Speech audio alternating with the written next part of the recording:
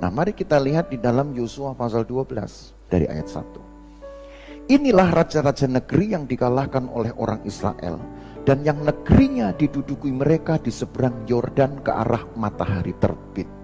Ayat 2. Yakni Sihon raja orang Amori yang diam di Hesbon, yang memerintah atas suatu daerah dari Aroer yang letaknya di tepi sungai Arnon pada pertengahan sungai itu, ditambah setengah Gilead sampai sungai Yabok batas daerah Bani Amon, dan atas Araba Yordan sampai sebelah timur danau Kinerot, dan sampai sebelah timur laut Araba yakni laut Asin ke arah Bet Yesimot, dan ke arah selatan sampai kaki lereng-lereng gunung Pisgah. Pencerita Alkitab, pencatat dari kitab Yosua, mendaftarkan kemenangan-kemenangannya, mendaftarkan kekalahan dari musuh-musuhnya, tentu dengan satu maksud, Bapak Ibu Saudara. Nah, di dalam cerita inilah kita akan melihat mengapa pencerita Alkitab merasa perlu menuliskan satu daftar kemenangan-kemenangan orang Israel. Bagi kita, Bapak Ibu Saudara, ini yang perlu kita tahu.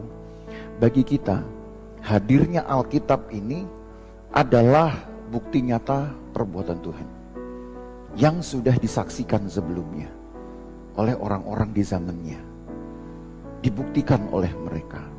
Tetapi ini saudara perlu menyimak baik-baik. Apa yang terjadi pada masa itu dengan seluruh dinamikanya seringkali tidak mudah kita pahami dengan bahasa pengantar atau bahasa cerita sang pemilik cerita itu sendiri, sang penulis. Jadi di dalam Alkitab, saudara, apa yang terjadi pada masa lalu, di masa orang-orang beriman di masa lalu mengalami, dicatat, ditinggalkan buat kita untuk memahami, membuktikan ya, bahwa pekerjaan Allah sudah pernah terjadi. Pekerjaan Allah menjadi bagian dari kehidupan orang-orang beriman pada masa lalu. Tapi cara kita memahami tentu itu tergantung dari bagaimana saudara dapat menikmatinya, bagaimana saudara dapat membayangkannya, gitu. Itu sebabnya penting bagi kita untuk memahami tulisan-tulisan di dalam Alkitab ini bukan hanya sekedar untuk memenuhi jumlah halaman, tapi ada maksudnya. Kalau si pencerita Alkitab merasa perlu untuk mencatat hal itu ada maksudnya. Mungkin kalau sampai orang berkata, ya saya baca ini cuma nama-nama doang, kalau nggak nama orang, nama tempat, cuma angka-angka doang, kenapa sih yang ini catat-catat ya, bikin capek mata saja. Ya karena kita nggak menikmatinya, kita nggak membayangkan, tidak mencoba untuk menelusuri, gitu, membuat sebuah gambaran apa yang kira-kira terjadi pada waktu itu. Nah itulah seringkali ada gap antara si pembawa, si pencerita Alkitab ini dengan kita yang menikmatinya.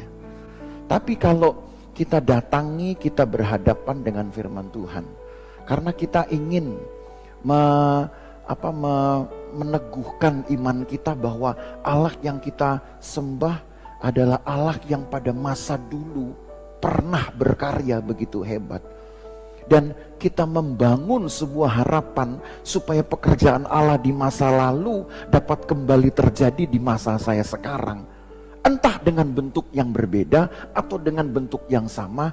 Nah tentu cara kita membaca berbeda, cara kita memahami berbeda ya, jadi kita harus belajar juga saudara untuk mencintai firman Tuhan ini, membacanya, menikmatinya, membayangkannya, menggambarkannya, supaya iman kita terteguhkan bahwa kita percaya kepada Allah yang hidup, yang dinamis ya, yang menghasilkan pekerjaan-pekerjaan hebat di zaman-zaman lalu. Dan karena Allah kita sama, apa harapan kita? Tentu Allah akan bekerja dengan kekuatan yang sama. Caranya boleh beda, kekuatannya pasti sama, karena Dia adalah Allah yang tidak pernah berubah.